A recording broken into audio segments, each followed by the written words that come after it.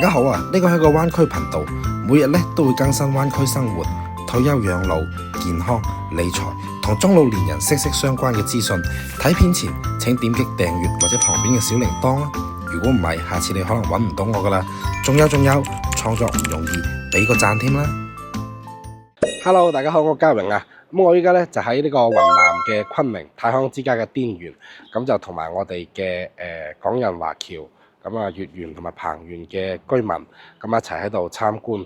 咁啊，現場嘅工作人員呢，就依家同大家介紹緊滇源呢個社區嘅一個基本情況啦。咁啊，都係太康嘅建築美同埋綠化美。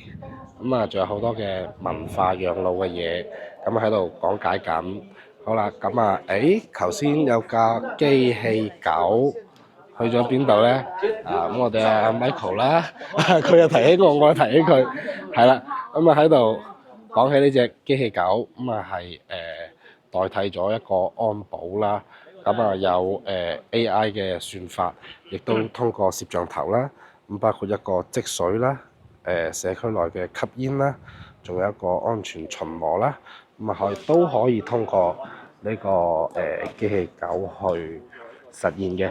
咁當然啦，依家都仲係喺一個試運行階段啊。咁啊，我相信呢，隨住大數據不斷嘅投餵呢，咁佢會更加豐富，更加咁去服務到社區嘅居民老友記嘅。好啦，咁啊，依家大家喺度繼續參觀緊。呢隻機器狗呢，就仲有名嘅，就叫做來福。咁啊，可以同佢交流，可以同佢下達任務嘅。咁啊，依家呢，就同我哋嘅老友記一齊合個照，影張相先。咁啊，呢隻狗呢，大概就要30萬左右嘅。好啦，咁依家我哋嘅老友記呢，就去揾個地方去影相。咁啊，來福呢，亦都同大家去影相嘅。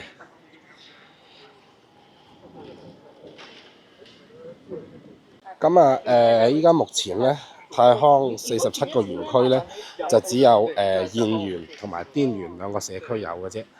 咁啊，成熟咗之後呢，就每個社區都會投入到去。犀利啊，來福！粵語、國語、英語都得。多種語言同我哋嘅老友記喺度溝通緊。阿榮，我走啦。我走啦。訂閱呢個頻道或者俾個 like 我，可以了解大灣區更加多唔同城市嘅養老資訊同埋養老服務㗎。